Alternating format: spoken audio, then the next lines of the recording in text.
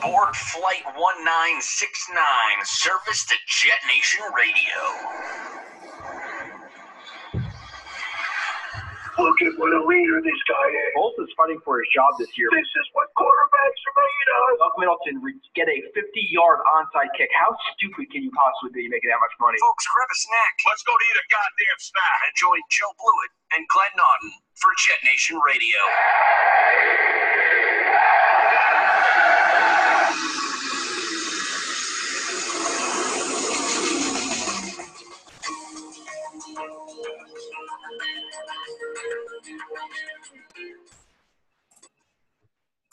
Good evening, or actually good afternoon at this point. You are listening to another edition of JetNation Radio, a Saturday edition at 2:30 for me and whatever time it is for Glenn. I don't know what time it is, 6, 7, 4, 7:30.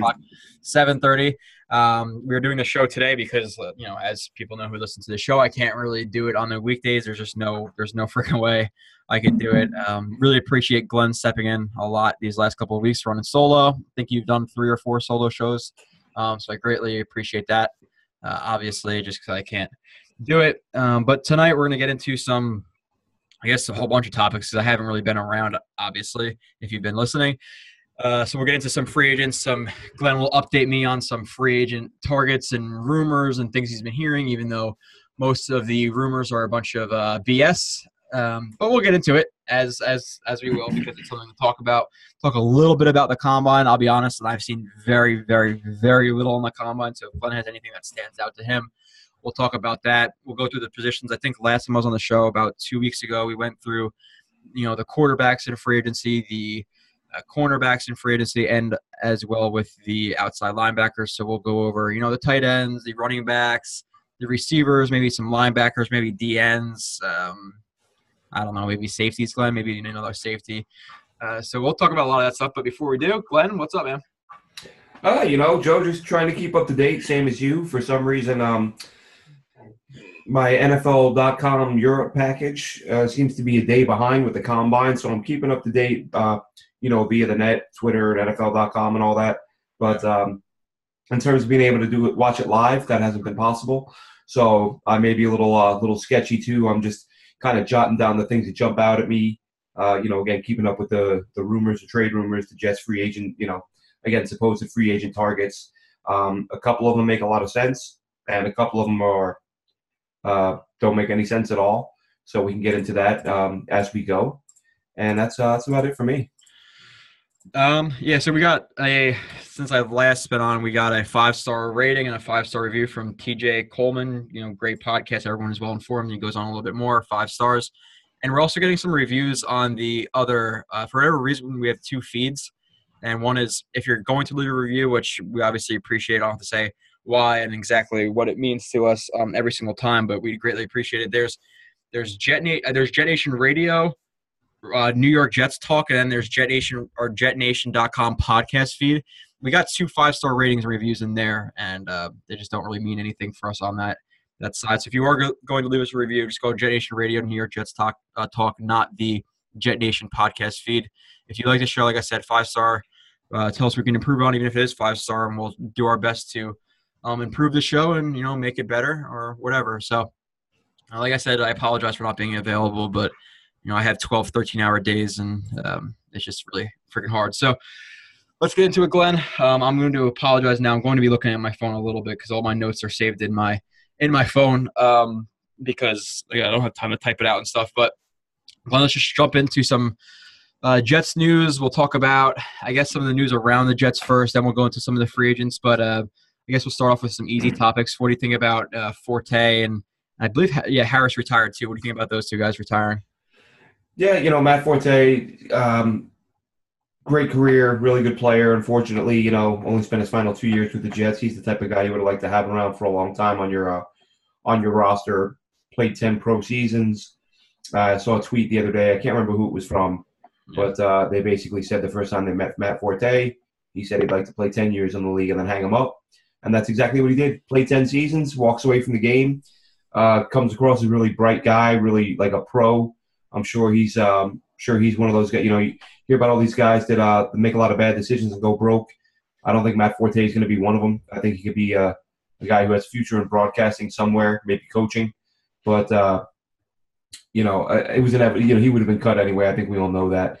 And David Harris retiring. Yeah, it's you hate to see him leave as a Patriot, but I'm sure they'll do one of those, sign him to a one-day deal, let him retire a Jet. Yeah. And I'd like to be at MetLife when he gets his number in the Ring of Honor. Yeah, I was kind of happy that the Patriots didn't win the Super Bowl, obviously for many, many reasons. But if David Harris won it with the Patriots, then it'd be more noteworthy. We have to mention that a lot with his career, where they'll say he played what? There's multiple games where he just didn't even take a snap, where he wasn't even active. That's going to be that nobody's going to even really bring that up too much. But yeah, David Harris is a pro's pro, really well-spoken guy, quiet leader type of guy, and. He's a very solid player. Maybe he got, gypped on a Pro Bowl or two, but he was solid. He's not a Hall of Fame type of player, but he was definitely a great Jet. Matt Forte, very classy since he's been on the Jets. And there was that story that, he gave the Jets a verbal commitment, and then the Patriots, came and said, come visit us or whatever it was. And Forte said, no, I already made a verbal commitment to the Jets. So really high-class guy. I saw that from Connor Hughes the other day. Yeah, really high-class guy. Could have went to the Patriots and potentially won a Super Bowl. Obviously, when he came to the Jets, there was not a lot of chance of winning a Super Bowl at that time, and it was Jets and Ryan Fitzpatrick. Fitz was coming back. Come on. What do you mean no chance? Yeah. So great, two great guys. Let's jump into the next thing, Wilkerson. So the Jets cut Wilkerson. I'm assuming they saved that $11 million, not the $17 million that they could have saved if they waited until post June 1st. Now the Jets have I've heard both $90 and $92 million. Let's just say $90 to $92 million. Yeah, I looked earlier today and it said 92, and then I looked a few minutes ago to look at next year's number, and it said 90. So there was an adjustment somewhere, but 90 plus basically they're sitting at right now, and 124 million for next year. Yeah, obviously a lot of that 124 is going to be used up this year. But yeah, Wilkerson, we knew it. We've been calling for it since week 5, and I'm not one of those fans who's going to come on and say, oh, I never wanted the Jets to sign him, because one, we didn't know about the problems, and there's a lot of fans who just try to say that they were the first one to think something that happens, so they can say how great they are and stuff like that. I wanted the Jets to sign him as long as they can make room for him. He was a homegrown guy, whether he's a 30th pick in 2011, and he worked out pretty well until he got that contract, and then he became a fat asshole who didn't really want to work too hard. Even though he always had ability. The interesting thing though, Joe, and I can't remember if we talked about this off the air, and I'm not saying Muhammad Wilkerson, I have no idea what this guy's doing in his off time. But the interesting thing was, the beat guys, the beat reporters, and I'm not even going to say who, because I don't want people saying that I'm saying anyone accuse him of anything.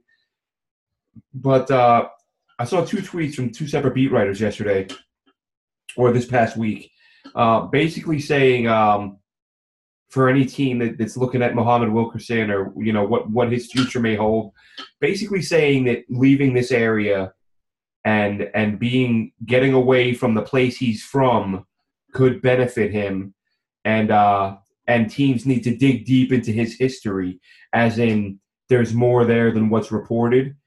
And that kind of makes me wonder, is he a guy that's just, I'll just say, is he staying out too late at night?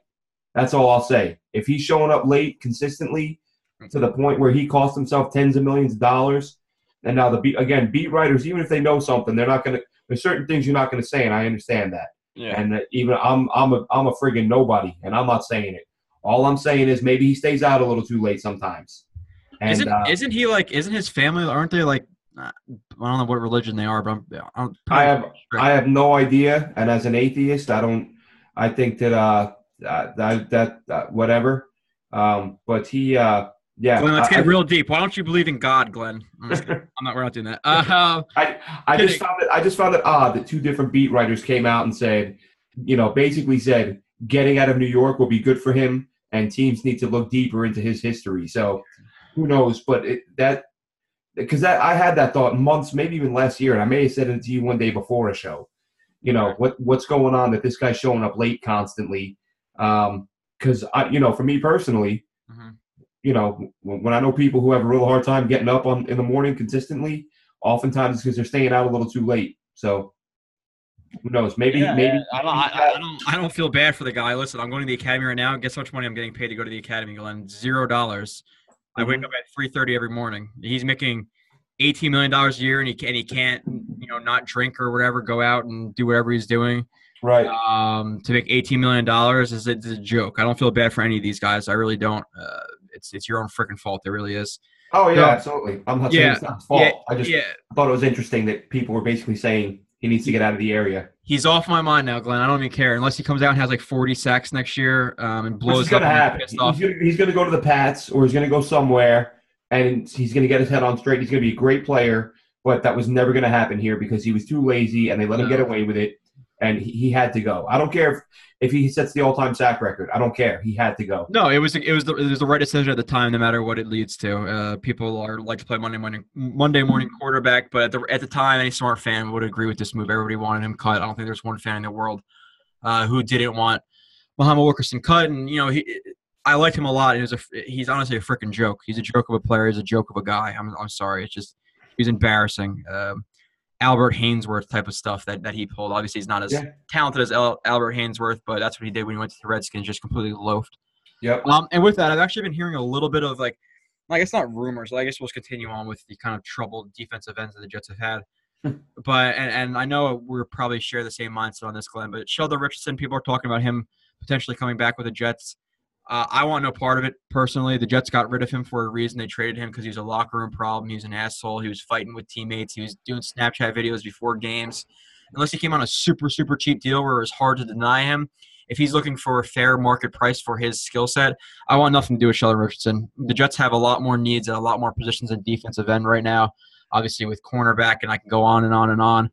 Defensive end is one of the last positions I'm worried about. You have guys filling in, like Coney Ely, or maybe, like we've talked about before, McClendon maybe popping out as a 3-tech, a 4-tech more, and moving Deion Simon more inside, or not Simon, Simon or Pennell, I guess. But I want no part of Sheldon Richardson. You got rid of him for a reason. I don't want him back, like I said, unless it's such a cheap deal where you can't really deny it. So. Yeah, well, I mean, I can't say I would hate it, and this is why. One, if they brought him back, that kind of tells me that. You say they got rid of him for a reason. That reason may have been that they didn't realize Mo was going to tank this way, and they chose between the two, and they chose wrong. They picked the wrong guy. So maybe they look at it and go, we did pick the wrong guy. We should have kept Sheldon. Sheldon, of course, had value. Of course, they got, a second rounder and a player.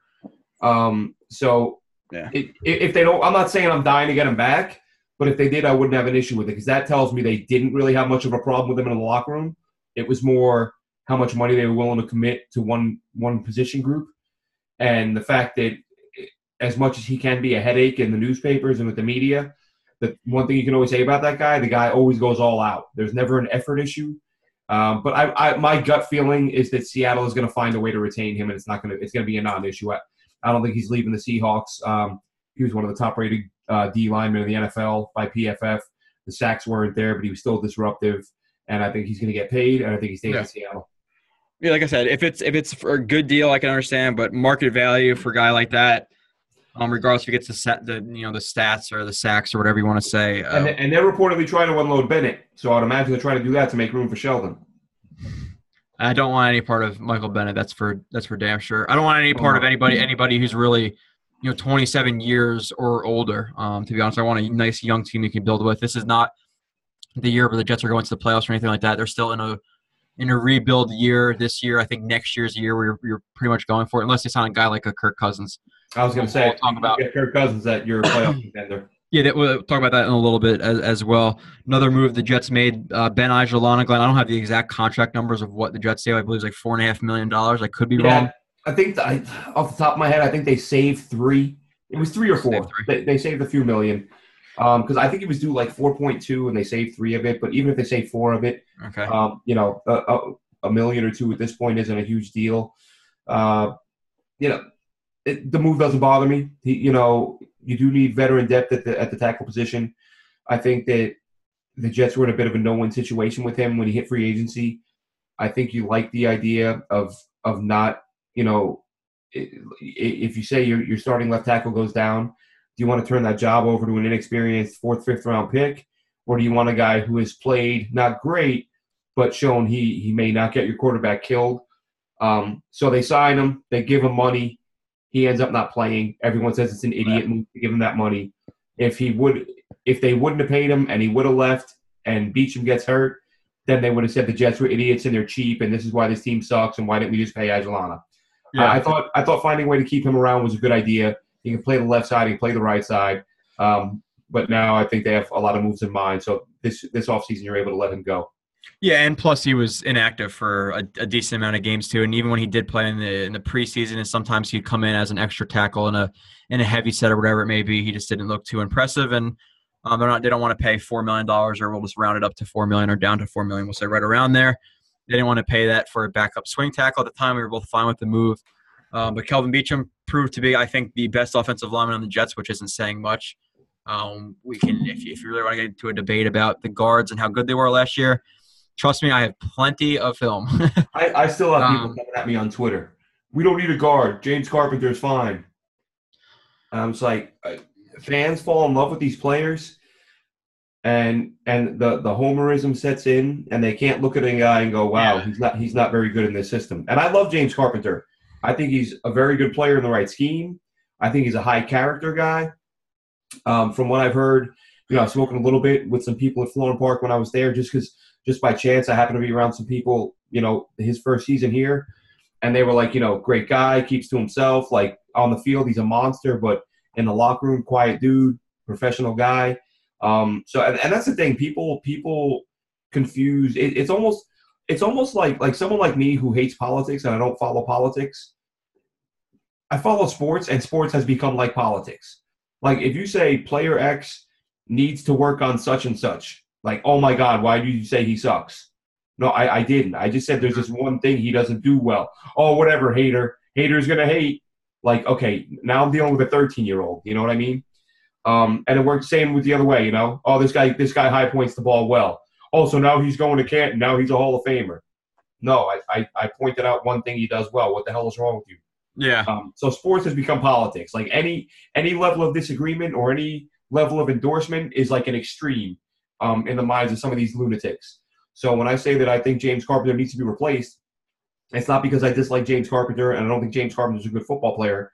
I think James Carpenter is probably a very high character guy who, again, in the right scheme is going to be a damn good football player. Yeah. But I just don't think it's here. Yeah. Like I said, I apologize for the lack of preparedness. But I know James Carpenter, if they cut him, they save right or like $4.5 million. Yeah. So if they were to do that, okay, you say that $4.5 million. I understand the mindset of both. Okay, well, the Jets have a lot more holes that they have to fill. If they can fill them before James Carpenter, yeah, that's fine because James Carpenter is probably going to bounce back at least a little bit. And one of the biggest misconceptions I've heard a lot over Twitter when I have been on Twitter, and you're talking about politics and sports politics and all this stuff. The great thing about being so out of touch with everybody is I don't have any of that stress on my mind ever. I don't go on Twitter. I don't do anything. But let's say if you were to sign, guard X, whoever that may be, who you really want in free agency, and you can cut James Carpenter, who James Carpenter is probably going to be left or leave the team in a year if you can lock that guard down for the next 4 or 5 years. But you don't do that because you want James Carpenter to play for this next year, then he busts again, and then you don't have that opportunity at player X, and he went to the Bengals, then you're going to regret that. So if you can find a guard who's going to be here for a while and fits the scheme that the Jets are going to be running, then do it. And like I said, another big misconception, I don't know if I even said the misconception, I said the biggest misconception that I've seen is that the Jets didn't run a zone last year. They ran a lot of man blocking. That is not true. That is not true. We went over the film since week 6 or 7 we started doing that, 8, 9, whatever it was. Somewhere, yeah, before midseason. Yeah, the Jets ran, if I had to put a number on, I would say about 65% zone and 35% man blocking. I could be off a little bit on that, but that's what I would guess it is around. And James Carpenter doesn't fit in his zone blocking scheme because a man blocking scheme, which he was good at in the first year with the Jets, is, okay, that's me versus you. That's me versus you. I'm pushing you to the ground. The play is over. Zone blocking, you're moving with the entire offensive line. You have to take that zone. So you have to be able to, check the middle linebacker while you're still moving to the second level and taking, or moving to the first level and hitting a defensive end or whatever it may be, or sliding, hitting a defensive end. Better footwork, better agility, able to adjust on the move. It's not it's not power. It's not. You're moving on a string. You're moving to spots. You're blocking spots. You have to move.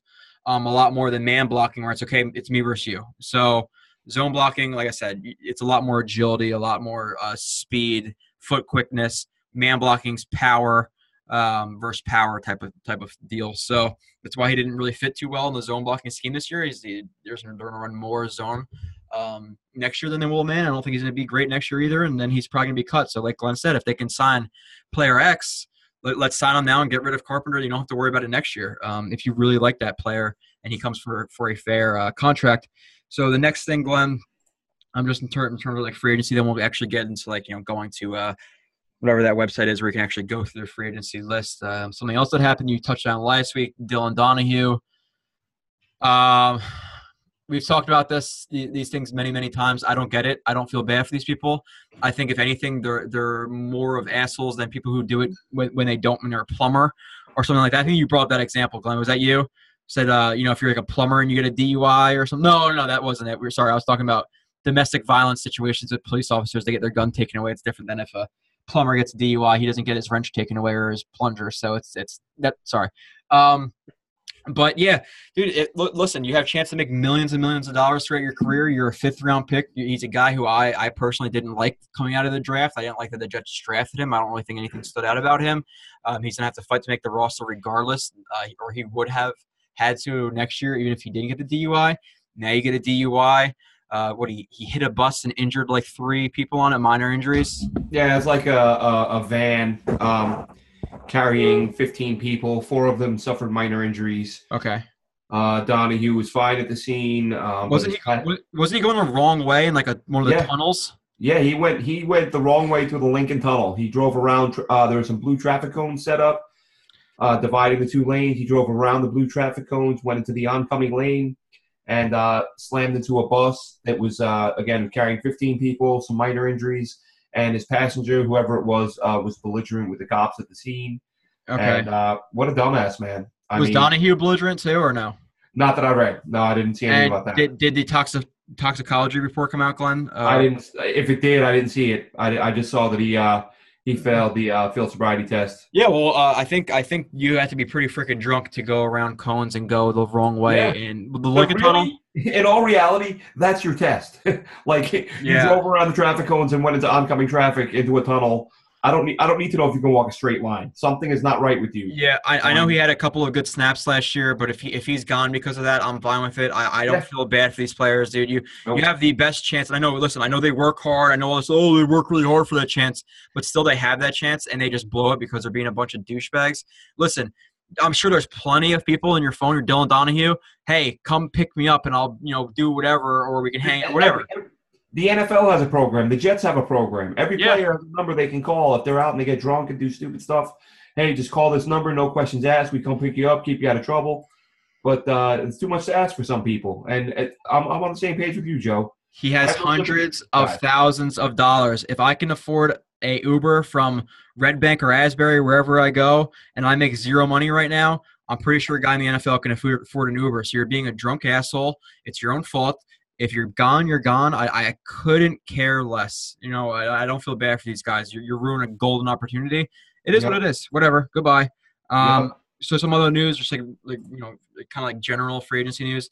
Ezekiel Ansah was tagged. Listen, I was one of those guys. I wanted to talk about cornerbacks and quarterbacks and stuff like that.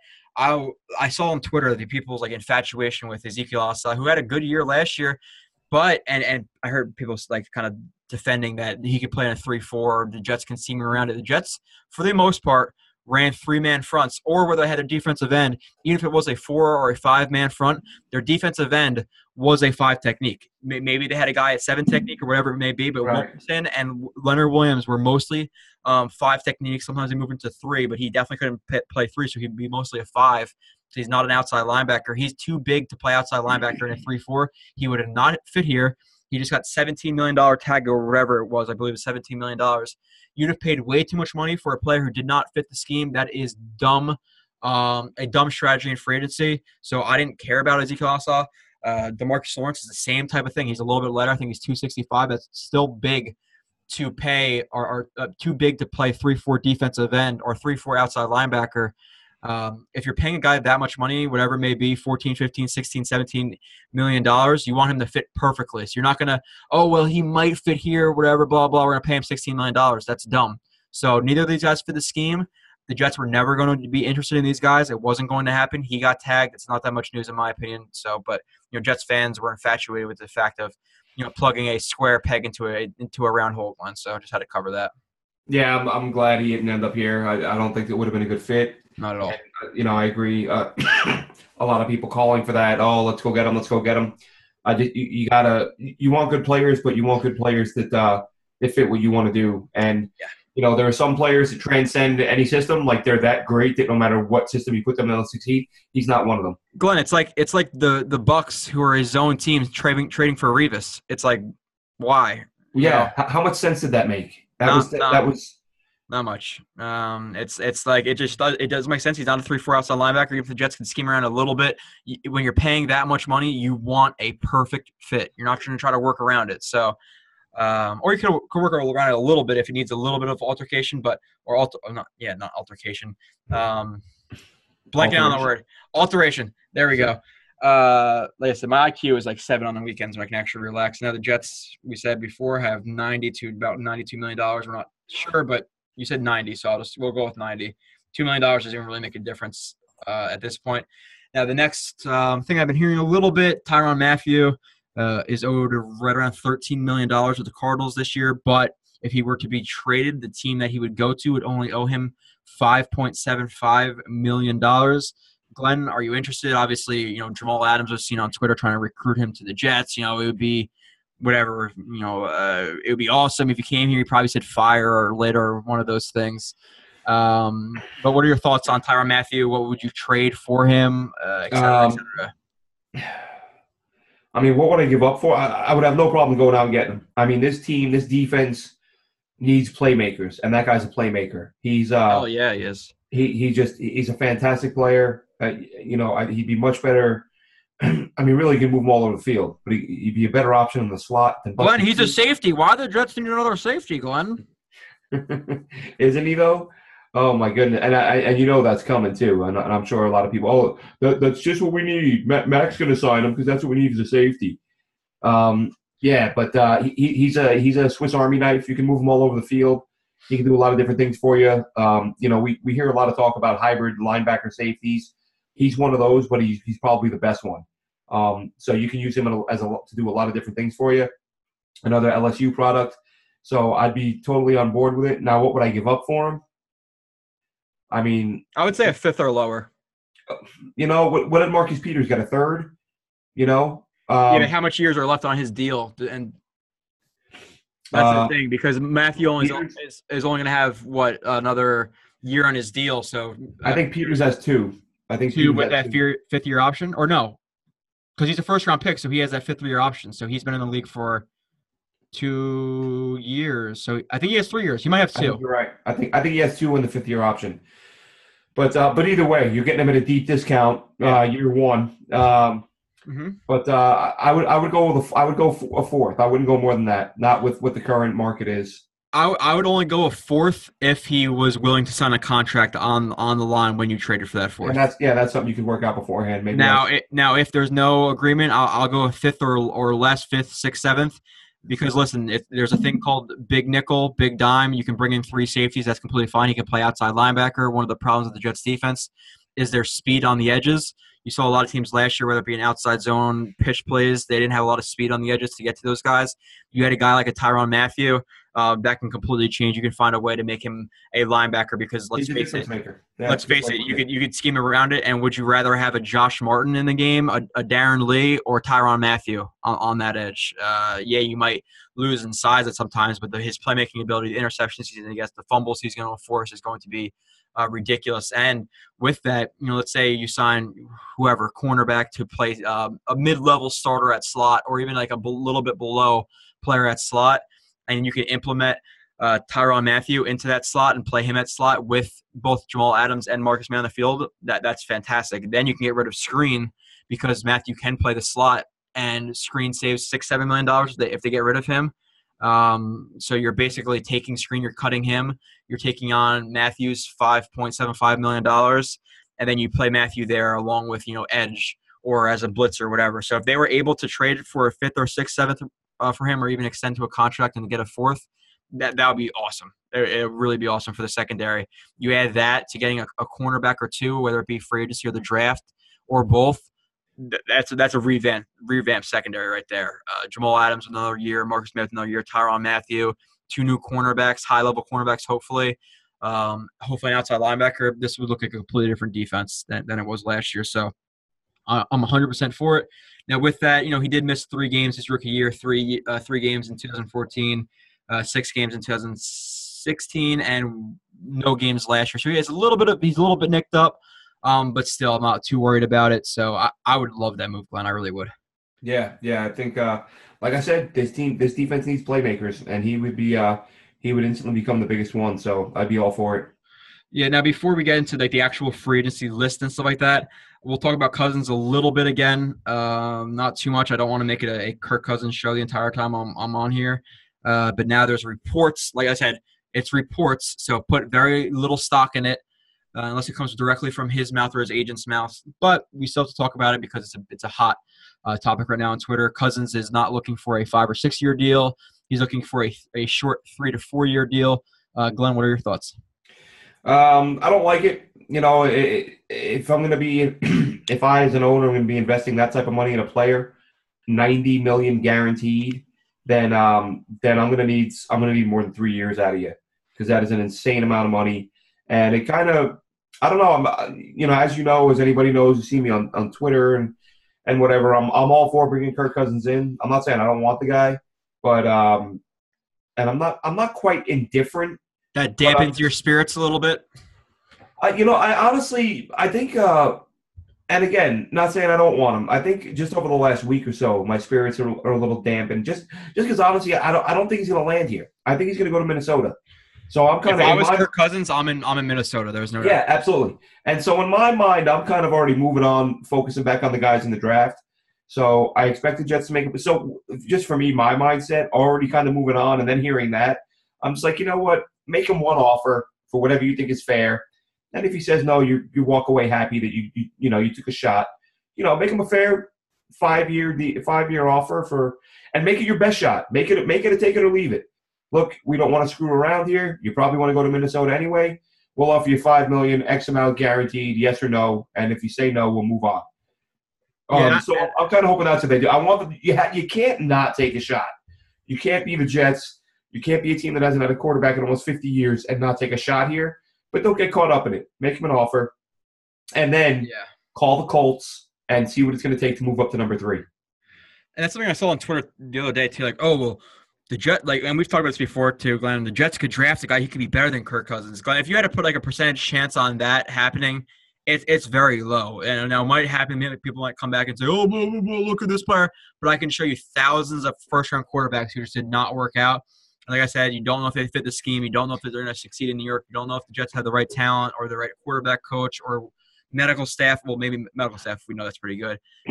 Regardless, there's so much more factors than draft him. Oh, I drafted him. He's an 87 in Madden. He's good now. Yeah, he's good. Yeah, I've talked about that a few times. I can't believe how many people just say, let's just draft somebody and develop them. And I feel like I talk about it too much, but it really just drives me nuts because I keep seeing it. It's one of the most ignorant statements you could. If you follow anybody who has that who said that statement, just unfollow them, please. It's unbelievable. Just develop somebody. Why maybe doesn't everybody just develop somebody? Maybe people are just attracted to stupid. I don't know why you'd follow anybody. It's funny because after weeks and weeks and weeks of myself and many others saying it, these people who keep saying, why do we want a guy nobody wants? His own team doesn't want him. Why do we want him? And I've gotten tired of saying it. Like they want him. He doesn't want them. Yeah. And then the other day, his head coach Jay Gruden came out, and Jay Gruden said, "If Kirk doesn't want to be here, it's time for us to move on." Like the head coach just told you. Like it's him that doesn't want to be there. Mm-hmm. But people don't want to hear it. I keep hearing people compare him to Neil O'Donnell. This goes another Neil O'Donnell. It's like, in what universe, other than they're both right-handed quarterbacks? Like, that's it. That's where the comparisons end. Yeah, O'Donnell took a higher percentage of sacks. Cousins throws a higher percentage of touchdowns. Cousins completed. Glenn, you don't even have to get into it because it's dumb. It's just stupid. It's dumb. It's like one moron says it, and then like everyone jumps on board because they can't think of another dumbass comparison. I just can't believe how easily people get like manipulated into believing something that's so stupid. It's just do some of your own research. Like politics. Yeah, we can have a long discussion about that, but whether you're whatever side you're on, just please, guys, don't believe everything you hear because you're ignorant to that too. Because people are paid and told they'll be fired if they don't say certain things or support a certain side. So it's so hard these days to believe anything you hear. Literally, I could be lying to you right now. Maybe they're all telling you the truth. We have no idea. I don't trust you, Joe. I wouldn't either. I'm a douche. But okay, yeah. So, but with that, Glenn, and talking about Kirk Cousins, I think the Jets are the number 2 team. Honestly, I think the Jets are above Denver. I just don't really see the attraction with the Denver's roster right now. They're getting older. They don't have a ton of money to add pieces around him. So I do think the Jets are that number 2. And you have the reports that Cardinals are involved too. The Cardinals, I don't really see a lot with their roster. So I do think the Jets are number 2. And what discourages me a little bit with the Vikings don't have as much room with the Jets. But we've heard before that Kirk Cousins does care about winning. So if it was all about the money, I'd be pretty confident. But the fact that it's about winning and Minnesota's making room to sign him with they got rid of Case Keenum. So I think he's going to go to the Vikings. But I do think there's still a shot that the Jets could get him. He's been linked to the Jets a lot. If they do, I'm happy with it. But I'm definitely with you. The 5 or 6 year deal I feel a lot more confident with. 3 or 4 year deal, don't go crazy with it. But I'm still fine with signing him to a 3 or 4 year deal. I just like a 5 or 6 year deal more. Now, if they were to sign him to a 3 or 4 year deal, I'm honestly fine with either trading back into the first round and grabbing a quarterback or grabbing a quarterback in the second round. You develop them, and then you hopefully have a quarterback in 3 or 4 years to step up after Kirk Cousins leaves because you need a backup plan. You just want to be the same position 3 or 4 years down the road. So I'm fine with it. But with that, I would like to draft the quarterback in the second or third round, most definitely. And I can understand it from his point of view. He's going to test it out. He's going to get money, and then in 3 or 4 years – he's going to get the highest paid quarterback contract in NFL history again. So I get it. Well, I think real quick, Joe, because I don't want to go on about him forever, but I really think that the way he's handling this, I think this could change quarterback contracts forever. I think every quarterback is going to look at this and go, why do I keep signing with the same team without hitting free agency? Like, why not get another team involved?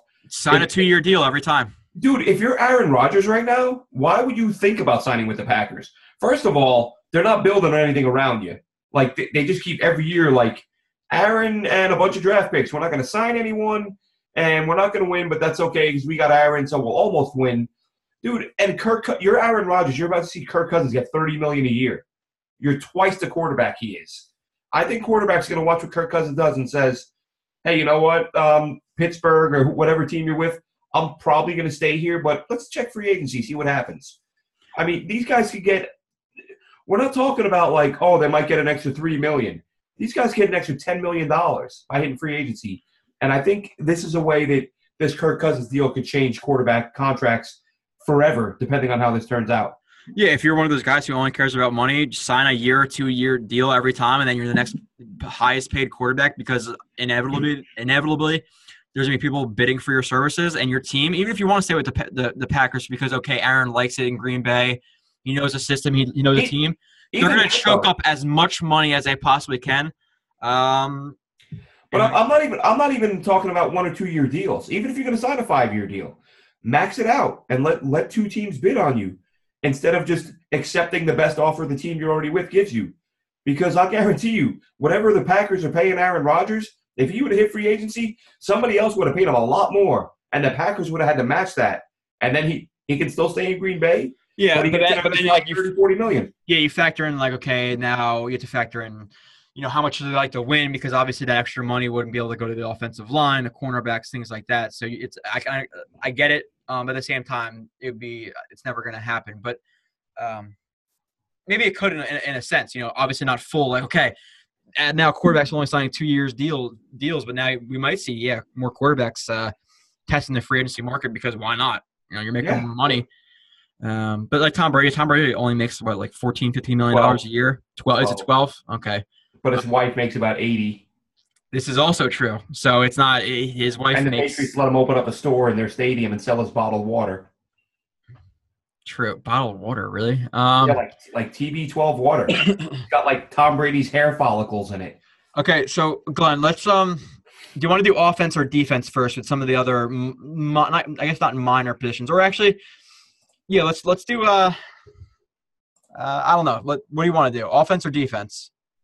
Are we talking about free agency? Yeah, we'll talk about some free agents and some free agents targets and things like that. Yeah, let's go by position and talk about who they can target, and we can start wherever you want: quarterback, receiver, defense, whatever. No, we already did. Let's do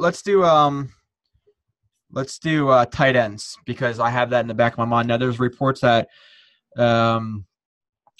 with Austin Seferian-Jenkins looking for $7 million a year. We've talked about it before. I think it's too high for him. And let's look. I think we agreed previously that 6 would be more appropriate. And the more I think about that, I'm just like, we're talking about a one-dimensional guy who had 6 good games and then fell off the face of the earth.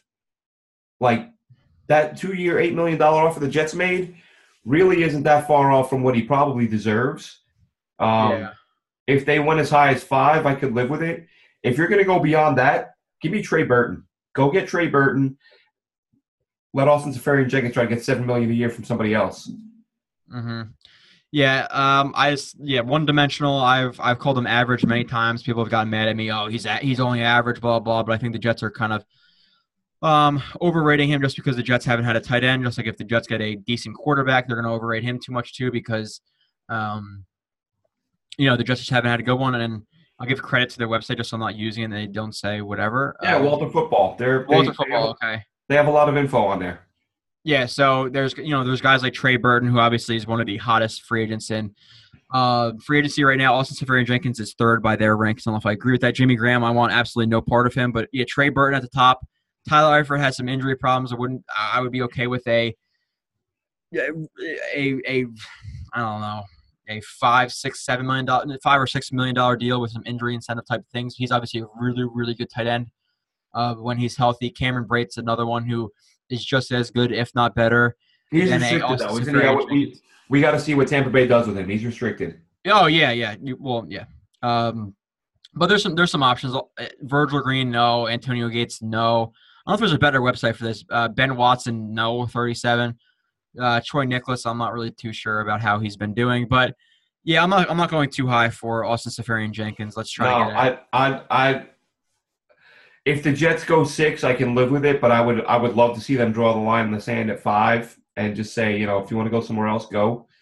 There is still a little bit of curiosity, and I won't. I said this a million times during the season, but I would have liked to have seen him used down the field a little bit more last season. I know he's not a burner, but just with his height, with his size, his wingspan, yeah. Yeah, I think he'd be able to outjump some guys for some balls down the middle, and the Jets basically never used him in that role. So that's if he walked and got 6 or 7 somewhere else, and then we saw another team use him in that capacity and he started tearing teams up, I'd be a little bit pissed off. But that's on the Jets this year for not using him at all in that role. No, I think he's a $5 or $6 million guy, or $5 or $6 million per year type of guy maximum. Anywhere over $6 million, $6.5 million, I'm not willing to do it. And if he's going to walk on the Jets, a team he really turned around his life with, then whatever. It's not like you're losing Rob Gronkowski. That's the way it goes, though. There's no, every time a guy's under contract, he wants to spend the rest of his life with the team he's with, except Kirk Cousins. So, I never really, that's like grain of salt stuff. Oh, I want to spend the rest of my career here. I want to spend the rest of my career where I'm going to make the most money. And that's not exclusive to him. I'm not knocking him for it. Just kind of the way it goes. Yeah, now, and with free agency running backs, Glenn, your thoughts. Obviously, the Jets lose Matt Forte. They can't roll into the season with Bilal Powell and Elijah McGuire and just a nobody. So what are your thoughts on that? Anybody you're interested in free agency as a running back? Le'Veon Bell, he's going to want too much money, 1.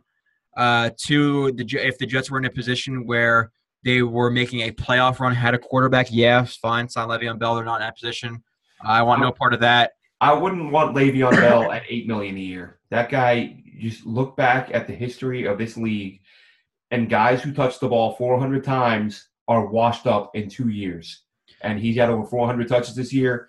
The body cannot take that beating for that long, and I would not be surprised if 3 years from now he's an average running back.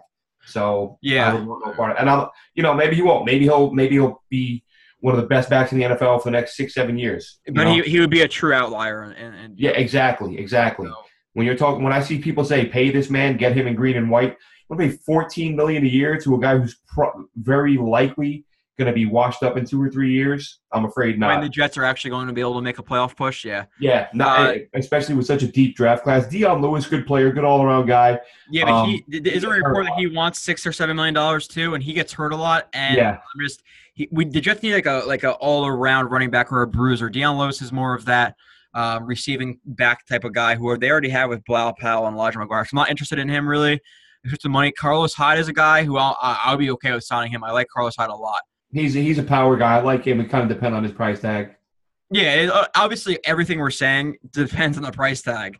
If it's some guys, yeah, okay. If any of these guys want $1 million or $2 million, I'm going to sign them. Just as if they want 8 or 9, I'm not going to sign them. It's obviously all relative. We're just talking about our general market value. But if you're signing a market value deal, yeah, we're basing their market value. And I'm not going to go out here. Okay, Deion Lewis, his market value is exactly $4.75 million. Come on, Joe. You got to break it down. If I'm going to make a decision, Joe, I need all the information. I need to know exactly how much he's worth. Carlos Hyde's a guy I would really like it says under it. They've never really had a good offensive line, and he always impresses me when I watch 49ers, I rarely do. Isaiah Crowell, I want no part of that guy. I have personal issues against that guy. Rex Burkhead, meh, not really. Doug Martin, meh. No. McKinnon, nah. Morris, nah. Now Jeremy Hill's a guy who is a little bit lower down the list too. I would like to sign if he came for a reasonable market value type of guy, bruising type of running back that the Jets need. But with that, if you sign a Carlos Hyde, okay, maybe you take a flyer on a 6th or 7th round running back class because this running back class is the deepest they've said in many, many years. But if you were to sign a Carlos Hyde, maybe you go a little bit later in the draft. But Jeremy Hill, Glenn is a guy who. We both would probably. I think you would agree that you would want Jeremy Hill here to be that power back type of guy. 2nd and 2, 3rd and 2 goal line situations you can put in the game, and who can truck through some people. So Jeremy Hill, I would say with Carlos Hyde, the 2 running backs, I'd be interested in signing in free agency.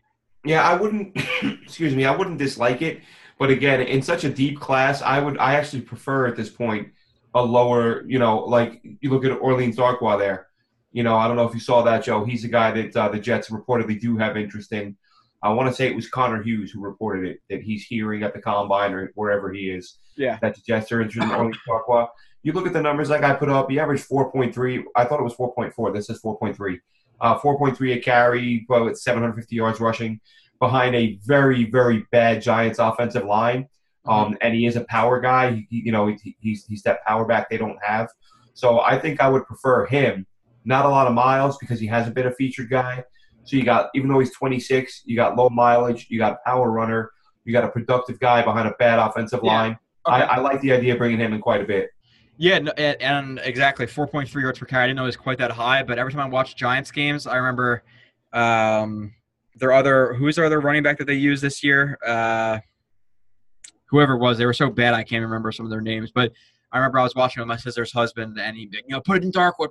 And we watched Darkwood run, and he ran the ball pretty freaking well. So if he comes out in free agency and he wants to come to the Jets for a lower type of deal, I'm completely fine with that. It doesn't mean the Jets can't draft a running back. Sign Darkwa and draft a guy in the 2nd or 3rd round, and I'm fine with that. Keep him rested. The thing that's crazy, Joe, and it's that I see with fans, like when that news broke, like people start getting pissed off, like. They think that any free agent a team is linked to, first of all, as we've both said many times over, it can be total bullshit. We have no idea if they're going to sign the guy. Darko can be signed tomorrow. We have no idea. If they did sign the guy, not every guy you sign is the guy who's going to play 100% of the reps. Like, some guys are going to be backups. Yeah. This is a guy who would be – you could make a case could be a good starter, but whether he's going to be a starter or a backup, like people – I mean, it's a thing that hasn't even happened yet, and we may not even know the implications. And the Twitter sphere is like, this is why we suck. Why do we always go after these bums? This team has all this money, and this is who we're going to sign. This is our big move. Like, just because it's the first name to come out, everyone's saying, like, this is the only guy we're going to sign. I guess Jets have $90 million. We're gonna give Darkwa 1 year for $84 million, and then we got $6 million left to sign the draft picks. That's what's going on here, you freaking maniacs. Yeah, the Jets are only going to sign Darkwa than everybody else below. And he's going to start. He's starting. He's carried every carry. And even when he's hurt, just keep giving him the ball, lying on the ground, stuck it in the stomach. I'm fine. Yeah, like I said, I'm fine with signing Darkwa and then draft a running back in the second or third round. The Jets need talent at skill positions, and the more talent you have, fine. If he's coming in and he's taking up $4 or $5 million, let's just say $4 million of that $90 million, and he gets 150 snaps and 200 snaps, and he's effective on those snaps, it's a good deal. So yeah, I would agree. Carlos Hyde's going to be a little bit more money, but seeing a guy like a Darkwa or Jeremy Hill in here, I would prefer over Hyde because Hyde's going to demand more money, more snaps. Where I think the Jets could get by, with I'm not going to say three-headed monster, but a three-headed running back duo of Powell, that would be a trio, Joe. Darkwa, and then running back, whoever may be in the second, third, fourth round, fifth round, whoever you like, plug in that name. So yeah, it's not. So why does it feel like Jonathan Stewart has been 31 years old for 6 years? I don't know. I'm not interested in signing him, so I skipped him. I feel like every year I look at that guy and I'm like, wasn't he thinking about retirement 5 years ago? This is a guy who in fullbacks, and just really quickly, I'm not going to spend a lot of time on fullback. I would like to see the Jets, whoever it may be. Zach Lyon was apparently interested in the Jets coming from the Vikings last year, and then they said they signed him. It got to the point where it looked like he was signed. I thought he was signed. Yeah, and then it just went away. It was weird. He came in for a visit, and I think somebody jumped the gun, and somebody said he was signed, and it ended up obviously not happening. Yeah, I'm not going to act like I know about all these fullbacks, but just in general, if they can sign a Nix from the Steelers, even though he's a restricted free agency or restricted free agent, or a Sherman, he's 29, but it's a fullback, so it's not a huge deal, or a Zach Lyon. I'd like to see the Jets bring in a fullback, and I know that Lawrence Thomas had that whole thing at fullback. He was mediocre at best at fullback. I know he was pretty good in that Dolphins game when he first came in, but he really leveled out where he was missing assignments or just not able to block linebackers at times. So I would like to see the Jets sign a fullback. Not a huge talking point, but I would definitely like to see it. Now, wide receivers, we've talked about this a little bit, and people say, oh, the Jets have Enunwa. You don't know his health. They have Robbie Anderson. We don't know how many games he's going to be suspended for. And, yeah, you have two rookies, but you really are you extremely confident, or are you saying that you can't add a top-flight wide receiver because you have Enunwa, like I said, don't know his health. Anderson, not sure when he's going to play. Again, not sure what the Jets are even doing with him. And then you have Hansen, who proved a little bit, and you have Stewart, who proved little to none, and you have Curse, a guy who is 28 years old. So you're confident, that the Jets don't need a receiver. Landry's tagged. I want no part of him if it comes with a trade. He's actually rumored to be going Bears. Rumors he's going to Chicago. Josh Gordon, no freaking way. Allen Robinson is probably the number one guy on a lot of people's list. Allen Robinson. I think the Jags are going to find a way to keep him. I don't think he's leaving. Yeah, if the Jets were able to bring in him for that young quarterback, or Kirk Cousins, or Tyrod Taylor, or Case Keenum, whoever it may be, with the rookie quarterback, I would absolutely love that. He's a true. I'm not gonna say number one because I think that's overused. He's a true X receiver who's going to be on the field side, boundary side, whatever, by himself, demanding that double team bracket coverage, demanding the safety over top, a guy who can go deep, a guy who could play short, physical guy, really good hands, who can run after the catch. He's all that. Sammy Watkins, I've heard a little bit, Glenn. No. Listen, I've heard people talk about that, like they really want him. He has a really bad injury history. He's had multiple foot surgeries. No way. I'm not paying him a lot of money now. If he's gonna come in for a low deal, sure. Somebody's gonna give him a bunch of money. Let him go there. I'm not paying him a lot of money at all. Cameron Meredith. These are more of like role player guys, like you said before. We're not gonna sign Cameron Meredith, and he's gonna be the number one receiver. X, who's gonna get 70% of the targets. But as a role player, I'll be okay with it. Terrell Pryor, he's a little bit too old for me. Marcus Lee. Terrell Pryor, not a fan. Something there. Like, again, talented guys who keep getting allowed to hit free agency, that tells me there's something there. Paul Richardson would probably be one of my top targets, especially with the Robbie Anderson situation. I was just gonna say that, Glenn. Sorry, I interrupted you and I kept going no matter what. So I apologize for that twice. But these three guys right here, and I'm pointing to the screen like you can see my finger. But other than Allen Robinson, I think all three of these guys are pretty nice. Marquise Lee, he had a pretty good year with the Jaguars last year with Blake Bortles throwing him the ball. Dante Moncrief is a guy who he's not like a huge time number or X wide receiver, but I think he could fit that role for the Jets. I like Dante Moncrief a lot. And Paul Richardson is another guy too. So I think these are three guys who would come for a relatively reasonable deal. I'm not going to say cheap, but these are three guys who can add to that core and pretty nice players for the Jets. Yeah, Richardson will be my top choice in that group. Yeah, mine would be Moncrief. I really like him when I see him. But Paul Richardson too. He's a good player with the Seahawks, and Allen Robinson obviously be my number one. But then it's all comes down to money as well. Where if Moncrief or Richardson looking for a market deal, let's just say fair value is $5 million for them, $6 million for them, and Allen Robinson wants $10 million a year or $11 million a year, maybe a little bit too much coming off of an injury, then I would rather sign one of these guys. So there's a couple of options. It's not a top need for the Jets, but I think they would be smart to add a guy, like a Paul Richardson to the team because, like I said, there's a couple of question marks at the Jets wide receiver position.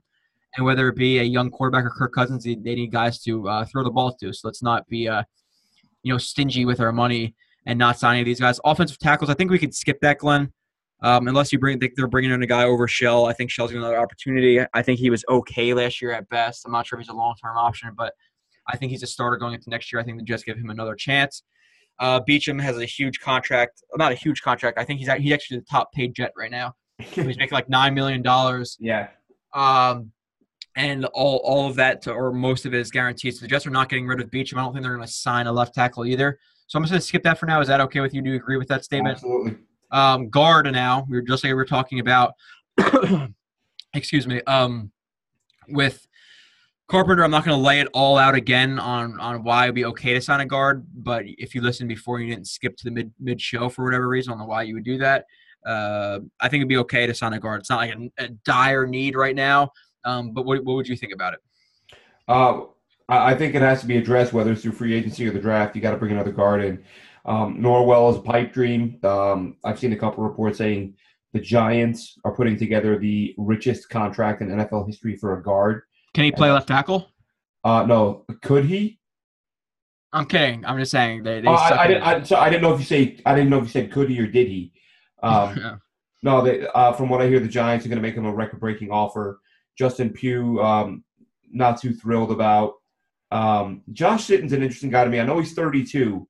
But let's face it, a lot of these guards can play, easily till, at least 35. When it comes to like a guy who's like 32, I'd rather just go with Carpenter and see how he plays, Yeah, I don't know. I just, as bad as Carpenter was, I don't see him getting better in a scheme that's probably going to have even more zone than they had last year. So we'll see. And I think there was another guy. I forget who it was. I wish it said like next to their name, and I know, and this Jack Muhurt guy or whatever, I've heard a little bit about him. But like it says with the injuries, that's what I've heard too. I don't want a guy who's been injured. Right. There's not too many guys who I'm overly interested in here now. If they can get Andrew Norwell, definitely the number one top flight free agent guard in the NFL right now, then yeah, do it. But like you said, people are throwing out. What the Giants should do? The Giants should sign Norwell, and then they should trade down the 6 with the Jets, and then they take Quentin Nelson there, and they'll be set at guard, and then the Jets can take Josh Rosen at number 2. Yeah, so I think it's really like Norwell or bust if they really try to go after him. But other than that, all these other guys, I'm not really too impressed with, and I'd rather just kind of stick with Carpenter at that position. Now, while we're not talking about Winters, because Winters, his entire contract is guaranteed this year, like $7.5 million, and we're right around there, so it'd be kind of stupid to do that. Now, center, this is a position I think the Jets are going to address in free agency. This is one they're going to attack hard, Glenn, and obviously you would agree with that. Yeah, and here's the note, the most interesting thing with the center spot, and this was a rumor that was floated today or yesterday, I forget who it was, and basically said that the Jets were interested in Weston Richburg, the Giants center. You see him there. From what I've seen of him, would be a great fit in his own offense. He's mobile. He can move. He knocks the snot out of people. But what the report said is that the Jets are now being scared off by the price tag because there are 8 or 9 teams that really want him. And I don't understand that, because the reason why you put yourself in a position to have $90 million in cap space is so you can afford to buy quality players. Like especially at dire positions in need. Dire need. So it's not like the Jets are paying Andrew Norwell $5 million more than he's worth. You need a center. Exactly.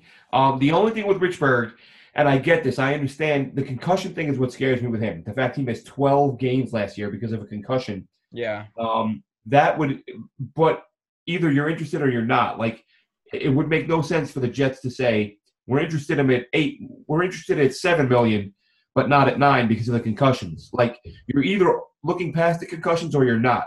If you're interested in him, you're looking past the concussions. So if you're going to tell me the Jets are not interested in Richburg because they might have to pay him, that makes no sense to me. Like, you have $92 million, and that is your biggest need on offense, aside from quarterback. Now, Travis Swanson, what does it say about him in here? I'm curious. Let's see. Major health concerns, missed a lot of time with more concussions. I'll tell you what, man. When I saw his name linked to the Jets, I went on to the All-22 and I watched a couple games. And maybe I picked the wrong couple games, but I saw this dude getting his ass kicked. Like, he reminded me of Wesley Johnson.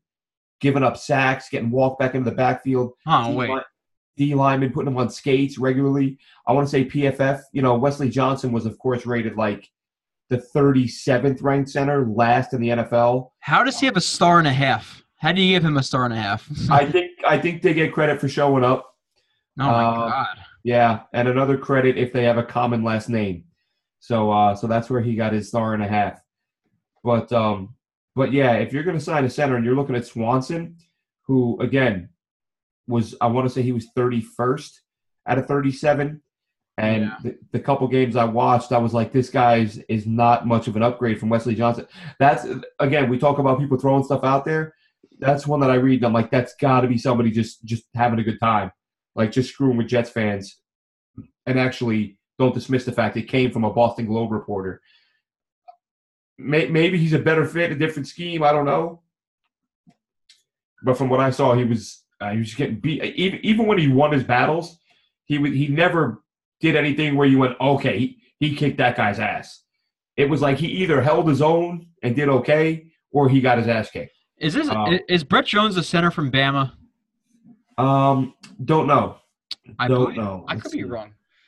Google that for me. So it's on my page. But yeah, the guys I'm interested in and I've heard the most. And listen, I wish I could watch film of these guys a little bit, but like I'll say a million times, I'm freaking busy. So I'd like to pop in a game of the Ravens and of the Giants and see how Richburg plays. Now, I did watch the Giants a lot because, like I said, I'm obviously in New Jersey area, or I'm in New Jersey, and my whole entire family are Giants fans. So I watched him a lot. I like him.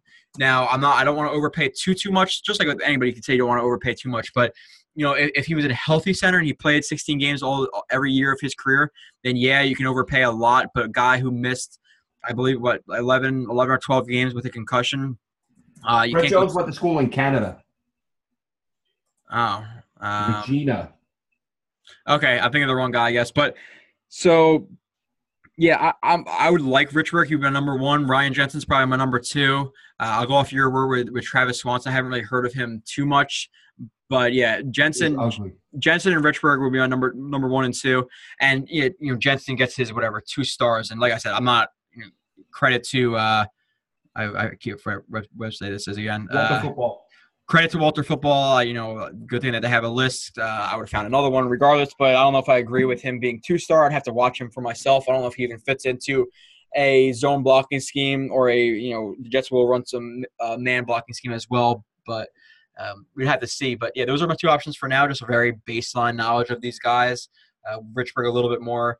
But the Jets need a center. I don't want the Jets to go into the draft not having a center. You need to hit center hard. You can overpay a little bit because they cannot go into the season with a guy like a Jonathan Harrison or Wesley Johnson at center just beyond bad. So we'll see if it affects his draft stock or not. I don't know if you saw the news that Billy Price tore a pec doing the bench press at the Combine. Well, I know nothing. You he's are too going good to of a be the player. donkey that carries the show because I know nothing. So He's too good of a player I think to let his draft stock be hurt by that. But you never know, man. Here's the thing. This happens every year, and it's hilarious. And I'm going to remember to do this one year, just because what the hell, I'm retired and I have the time for it. I'm going to write down the name of every single player that I read about who is going to sneak into the first round, because there's probably about 85 of them every year. And it's like there's only 32. Like there's 32 first-round picks, and every year there must be nearly 100 players that I see associated with they're going to sneak into the first round. But the fact of the matter is some guys will, some guys are going to rise up boards and all that. yeah.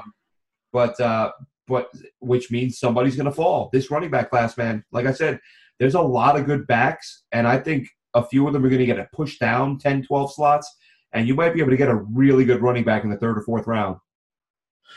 Yeah, and I agree with that. That's why I like taking Barkley. People talking at 6. I'm not really interested. Now he's great, and he's I know he's 29 bench press. And I don't like taking a running back either. But my goodness, running back. If you have a great offensive line, you have a quarterback. You're in position. If you sign Cousins and took Barkley at 6, I would have no complaints.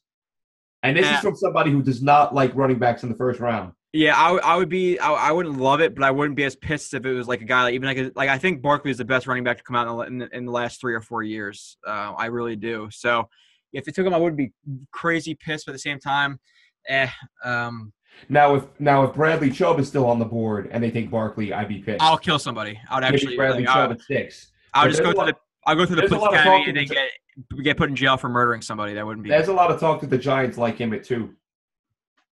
Take him. Take him instead of a quarterback, and then Jets can trade up to 3. I think Jets get Cousins, or they sign a veteran or whoever it may be, and they trade up to number 3. I think that's what's happening. And there's people who say, like I was fighting with somebody on Twitter, and it's one of the dumb. Actually, no, sorry, I wasn't fighting. I saw our good friend Scott Mason from Play Like a Jet fighting with him on Twitter, and he was like, "Oh well, why trade up to 3? Just draft Lamar Jackson at 6." I'm like, Are you really that dumb? What if the Jets don't like him in their scheme and they really like Rosen or Mayfield? They want to trade up to 3. Now, obviously, the Jets can't just trade up to 3 for any quarterback, but if they love, let's just say, Rosen, and Rosen's there at 3 and they trade up, I'm fine with it as long as they have confidence in it. Because listen, Mike McCagan and Todd Bowles, this is their last chance. So you can't just be passive. Okay, well, I think Lamar Jackson can be okay, but I'm not going to trade up to 3 to get Rosen because, let's just save those picks. They need to find a quarterback this year. Or hope at quarter, or I have a strong hope at quarterback this year. If not, they're gone. So I think they're going to trade up to 3 if they don't 3 or 4 if they don't get a big time free agent quarterback, which is Kirk Cousins. So we'll see what happens. There's a lot of time to talk about the draft, and especially the draft, Glenn, because the draft prep for the draft. Listen, you can do it. You can do it the right way. You can do it the wrong way, where you could just rely on everything you know from people you've heard on Twitter, which a lot of these shows do. Trust me. Just go to NFL.com, see what they say about the guy, and then every single thing they say about the guy is a thing on NFL.com. Or you could do your own research on him and watch them and read multiple scouting reports and try to see what you think about them. That's why I was watching Swanson today. I saw his name. Exactly. Went to the All-22, and I'm especially early in the game. I picked like a Pittsburgh game. Like the first 3 or 4 plays, I was like, wow, this guy's a total disaster. Yes. He settled down for a little while, but never really did anything that made you feel like, okay, this is a good guy to start it, starting center. Yeah, so let's just say, and I'll throw, there's a lot of people and a lot of shows and people too, which is just kind of it's kind of irresponsible. But let's just say, Glenn Naughton says that Swanson's a really powerful blocker, even though Swanson's a terrible guy. He's weak. He only had a couple plays where he pancaked the guy. He's really weak, though he's not powerful at all. But because I see that Glenn Naughton said it, that's my opinion now. But I didn't watch any film on him. I did no research. That's my opinion now. A lot of people are like that, and it's stupid. Look up stuff for yourself. Research yourself. Watch yourself. That's a smart way to do things. But because I'm not going to be able to watch film because I have no time, you, like I said, are going to be the donkey that carries the show through draft time because other than the first and second round guys, I'm not going to have much knowledge of anything. I'm going to be honest. But I still know schemes and plays and what play calls can attack certain coverages, etc. So I can kind of throw my knowledge into there, the knowledge I do have. But Glenn, Is there any other news? We're going to hold off on defense because it's a little bit past an hour right now. I don't want to rush through the defense just so we get it done. We'll hold off defense for next week and some of the players that the Jets might target. Is there any other news that you want to cover, talk about, something that we need to talk about this week? Well, we have a couple minutes, so let's go through that. What I was saying earlier, I do have this this sort of accumulated the list of names that I saw being associated with the Jets. So I did just an article on it earlier, kind of saying what makes sense and what doesn't, because some things do and some things don't. Okay. Ian Rappaport, I'm sure you saw this, said that fake news. What's that? Fake news. Oh, Exactly. hold on, really quick. Sorry, Glenn. Go ahead. I think I'm interrupting you a lot today, and I apologize for that. I'm just like, I guess I'm excited to be back on the show with you. I don't know what it is. Maybe I'm just an asshole. I don't know. But yeah, I think it's that. I think it's that. I put my money on that. Let's say 90% asshole, 3%. That's a little low. You're being generous. And 7% excited. Did you see that thing on Twitter between Barstool president, whatever his name is? One for me, I'll call out Barstool. I think they're a joke. It's like a frat. Oh, with Michael Rappaport? Yeah, it's like Barstool's like a frat boy sport. They don't really. I think some of them know a decent amount, but I think they're a joke. I really don't like them at all. But apparently they're putting like $250,000. They might box. I was like, where did that all come from? I don't know if you heard anything about that. And what? Oh, to box? Yeah, they're gonna like fight or something. Him and Michael Rappaport. Oh, Jesus Christ! That's two really unathletic 50-year-old guys boxing. That's gonna be awesome. That's gonna be fantastic. That's gonna be bigger than McGregor and Mayweather. I don't know who I would want to win because I don't like Barstool and I don't like Rappaport. Yeah, I don't like. I mean, Barstool. I'm like you're 90% asshole. I 90% don't like Barstool. Some of the stuff they do can be funny, and I get what they're doing. They're going for that market, that young, drunk college student. Yeah, frat boy. It's frat boy. Yeah, ESPN. exactly. That's their market, though. That's what they're shooting for. They've been incredibly successful. I mean, in the span of a few years, they're now like they're big time, like them or not. Like, yeah, Congrats. Big time, just like yeah. They are. I was gonna say something bad, but no, okay. But I don't like Rappaport. I saw some of the confrontation stuff they put on Twitter, and I think Rappaport. I liked him. Years ago there was some stuff he did that I enjoyed, but I think he really is a race baiter. He really does. Like he gets way too much into race. Like and that's because like when you can't come up with substance, but you want people to listen to you, you have to say stuff like that. Crazy things. Yeah. Even though the Barstool guy's a Pats fan. I don't mind the I don't know why I like the pizza reviews. I think I watched them and I'm like, man, this is so stupid. But then I'm like, you don't have good pizza where you live? But no, I do. Well, in Dublin. Oh, by the way, shout out to No Fly Zone Radio in Dublin or in Ireland. Met up with Ian in Dublin this past week. Had a great time. And there is a New York style pizza joint in Dublin run by a guy who worked in New York City for several years. And it's the best pizza I've had outside of the U.S. In my life. So shout out to them. But yeah, the pizza reviews make me laugh. I don't know why. But yeah, I get it. I don't want to see them fight either because I don't like either one of them. But if I had to pick one, I'm going for the Barstool guy because Rappaport is a moron. Hopefully, yeah, it's and we're getting a little bit off topic, but we're allowed to. A little bit.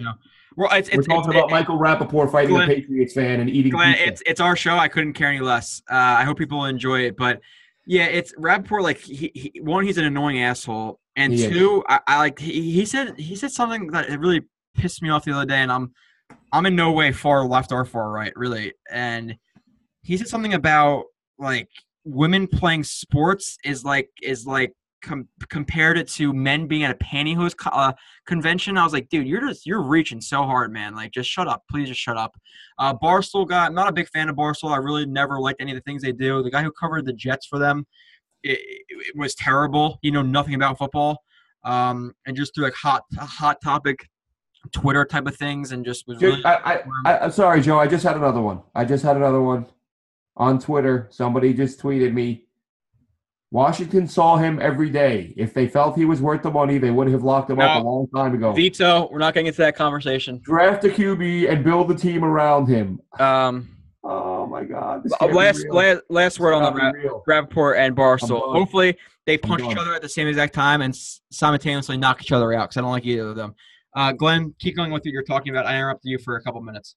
Yeah, you certainly did, Joe. Okay, so Ian Rappaport, who will not be fighting the Patriot fan Presidente. It's your fault you brought up Rappaport. That's why. I didn't bring him up. I'm a completely different Rappaport. He is saying that if the Jets do not sign Kirk Cousins, their fallback plan is Case Keenum. I have no feelings on that. I cannot possibly be angry or upset about signing a guy who, he's a journeyman quarterback, never got a full season to start. And the first season he did, he looked friggin' awesome. He looked like a franchise guy. But you can't help but worry about the one-year wonder thing. So if you're going to sign Keenum, you want to talk about, it's kind of like Mo Wilk, give him 5 years, but easy to get out after 2. I can live with that. Yeah. But and you still got to draft a guy. I think you can't not take. But you think pay him? Can you pay Case Keenum $20 million a year and draft the quarterback at 6? That might not. If they pay $20 million a year, I'm not a Jets fan, so it doesn't really matter. I think that's going to be the price, but we'll see. We'll see. No, but I don't see how anyone can get super excited or super pissed off about Case Keenum. He's like, we don't know what he is. We just know he's a guy who had one great year. Isn't he like 28 years old too? He's not too old, right? 29? He's probably, this is like his 5th, 6th year in the league, so he's probably 26, 27. Okay, yeah, so I agree with you. It has to be fair market price. $20 million, I think, is way too high for a guy who played one really good year. And with that, you have to factor in here, he doesn't have Stephon Diggs. He doesn't have Adam Thielen. He doesn't have Kyle Rudolph. He doesn't have the number 2 defense in the NFL to lean on to not put a lot of pressure on him because, listen, you have a defense who's bad. The Jets might be mediocre to a little bit above average next year, hopefully. They're still not going to be Minnesota. Minnesota, you're not going to throw that out route, that 20-yard dig, whatever it may be, with a guy, 2 guys in a cover 2 right near it. Instead, you're going to be safe and throw it out of bounds because your defense can stop them. Like, you have more security with that defense. You don't have to take as many chances so your stats look better. You look better. Now, if the Jets do sign him for honestly, if they go anywhere over like $14 million, I'd rather just sign McCown back for $7-8 million. I'll be honest. I don't think Keenum's the answer at quarterback. So sign McCown and draft a guy in the first round. Even if you do sign Keenum, draft a guy in the first round. If they sign Keenum and draft a guy in the second, third, or fourth, I'll be pissed. Anybody other than Kirk Cousins, the Jets, no doubt about it, have to sign or draft a first-round quarterback or really dumb in my opinion. But move on, Glenn. Any other news or – Yeah, I got just a couple other names on here. Hang on one second. Let me pull this up. What do we got? You tell me. Well, I already mentioned Orleans Darkwa. He was the next name on the list. We talked about him earlier. No need to revisit that. The name that I saw that I like the most, Tony Pauline of SNY, who also does some work covering the Jets. He was the one that actually mentioned the Richburg thing, saying that the Jets are interested, but they're expecting 8 or 9 teams to have heavy interest, and the price tag is going to be too high. Bashad Breeland, the corner, played for Washington last year opposite Josh Norman. Did a really nice job there. He's only 26 years old. Apparently some inconsistency issues, but all in all, like the total package, you look at his on-field performance, you look at his age, you look at the fact he won't command what an elite guy would command, but he's still a very good player. Yeah. That was the name I probably liked the most. He said he was expecting the Jets to target him. What I didn't like, and again, it remains to be seen, he said the Jets aren't planning on targeting any of the big-name corners, that they want to go with Breeland and a Mo Claiborne type thing. I'm not gonna put any substance or value into any of that. It makes too little sense. It makes little to no sense. And even just doing the show for like 3 years now, I've seen so many reports, and then the Jets do the exact opposite, or team does the exact opposite. Yeah. It doesn't even matter. Calvin Watkins from Newsday says Damian Williams is going to be a target. That doesn't really get me all that excited. These guys averaged 3.6 a carry over the course of his career. He's only got 133 carries. Draft the running back. Yeah, exactly. He can catch the ball a little bit, good return man, but I'd rather draft the back. Mo Claiborne, I feel kind of the same with Mo Claiborne that I do with Austin Seferian-Jenkins. He had a nice start to the season, but I had no issue signing him last year when we knew this team was going to go nowhere. Like, fine, you want to give $5 million to a guy who gets hurt all the time? Who cares? You now want to make this guy part of your long-term plan, and he can't stay healthy? Like, you basically have to have another starting caliber guy on the roster for when he does get hurt. And how much money are you going to commit to him? I would rather give me Kyle Fuller. and let Mo Claiborne walk. You I know like what I mean? Kyle. He's my number one. Kyle Fuller's my number one. Mine too. He's at the top of my list. Get Kyle Fuller, let Mo Claiborne walk. But the Jets are supposedly offering, and Watkins is reporting that there are 8 or 9 teams that are ready to make Mo Claiborne an offer. Blah, blah, blah. But there's 32 teams who are interested in every single free agent because every single team checks on every single free agent. Hey, Wesley Johnson is not getting 32 offers. We're talking about guys who are good, Glenn. Don't do this. I know, but my point is the cornerback market is so thin that there will be interest from Mo Claiborne, but the Jets aren't. The Jets shouldn't be bargain hunting. The Jets have the money to go after the top guys. That's what they should be doing. Yeah, so go get Fuller, and then we already talked about Travis Swanson and Austin Seferian-Jenkins. Those are the other 2 names that came up. I saw Dion Lewis mentioned after I wrote the article. We talked about him. You're going to see every single – just like you talk about this guy may sneak up in the first round, you're going to see the Jets linked to almost every single free agent, especially at a position in need. Now, and I don't want to get too much into cornerbacks, so we'll talk about that next week. But Breeland, he's up there. He's definitely in my top 3 or 4 guys I want. So I'm fine with Breeland. I really like him as well. But anything else, Glenn? No, we'll do combine after the combine finishes. We're gonna there's still a lot to happen out of there. That's gonna be NFL combine with Glenn Naughton featuring Joe Blewett because I'm not gonna know anything. That's all you. Although Joe, I must ask, and I know you've said you've not heard anything, but did you hear about Oklahoma offensive tackle Orlando Brown? I heard nothing. He had what is being called by some people the worst combine in history. Tell me about it. This guy, offensive tackle, projected by many to be a first-round pick. Some people projected him as a top 15 pick. He showed up fat. He ran the second slowest 40 time in combine history, something like a 5.89 or something like that. Ugh. Offensive tackle. How many reps at 225 would you expect from an offensive tackle? Even an average, like a middle-of-the-road guy. 27. He did 14. Wow. Yeah, that's bad. 14 reps of 225, almost a 6-second 40. And you have to block a 300-pound defensive end or a guy like a Von Miller? And I'm not 100% sure if it was him. I think it was before any of the testing when he met with the media, because he did his weigh-in and he showed up heavy. I think it was him. I could be wrong. But he said to the media, I've been fat my whole life. So apparently he came in heavy. He said, I've been fat my whole life. Ran a 6-second 40 and did 14 reps. So he is free falling. That man lost a lot of money this week. I'm looking up the offensive tackle average bench press just because I'm curious. I said 27. Now I'm interested in what the actual number is. I don't know what it is. I'm going to look it up later. I would say 27, 28. Okay, but Glenn, we gotta. Is there anything else before we wrap this up? No, I am done. I have said my piece. Okay, so next week we'll do defense. We'll do some more free agency stuff. We'll do the NFL Combine and whatever else, other news or whatever pops up for the Jets or about the Jets. We'll talk about. I didn't really talk about.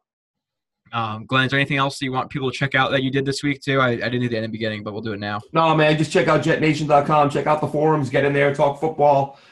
Check out the articles. We're going to try to get some draft stuff up. I know Joe won't be around. Honestly, Joe, I don't know what the plan is from here. I might do some midweek shows because I have a couple of possible guests lined up. So maybe midweek me, and then we'll do an hour or 2 hours on the weekend. We'll roll with the punches, man. It's exactly. Listen, if you're gonna do a show and you have a guest lined up and you don't, and I'll be off for a week, that's fine. I need all the time I can. Or if it's a guest that just doesn't like you, then I'll be like, I'll tell you. I can think of a few people who probably don't like me. Oh, who can't? We all have a list. But yeah, we'll figure it out. But yeah, so I've been putting up like very, very slowly my Jamal Adams film review. I think I put up about 85 plays. I have like 10 more to put up. And then I did a vote on Twitter between Marcus May, Leonard Williams, and Robbie Anderson. The people voted for Marcus May. So Marcus May, I'm going to start my film review on him. I still have to go through all the film and then tape it and then put it up so it doesn't just come up right away. And I'm in the academy, so it's going to take me months to do that probably. Don't unfollow me, please. Or if you do, I don't really care too much. But but we'll be back, or maybe I won't be back, but I know Glenn will be back sometime next week. Maybe it'll be Tuesday at midnight. Maybe it'll be Wednesday at 7 a.m. Maybe it'll be Saturday with me at 4 p.m. We have no idea, but we'll be back. We'll do a show. We appreciate everybody for listening. If you are going to leave a review, which we greatly appreciate, we appreciate it more than you know.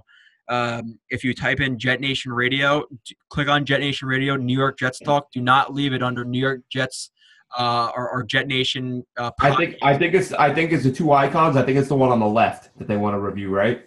Well, there's one under it that says JetNation Radio, uncensored New York Jets Talk, whatever it is, and there's one that says JetNation.com podcast feed. Do not click on the podcast feed one. That means nothing to us. We have to figure out how to delete it. But two guys, I think Houdini and Rufio 386 or whatever, left reviews on there, and it goes for nothing. So yeah, it's weird that iTunes can't delete that. I don't know why. I don't know why, but if you are, like I said, JetNation Radio, New York Jets Talk, leave it under there. We appreciate it. We will be back. Thank you everybody for listening. Follow Glenn on Twitter, AceFan23. He's popping out articles. Like, I don't know, something that pops out a lot. And I was going to say like babies or something, but I don't know really. Follow me on Twitter at JoeRB31, and we will talk to you guys soon.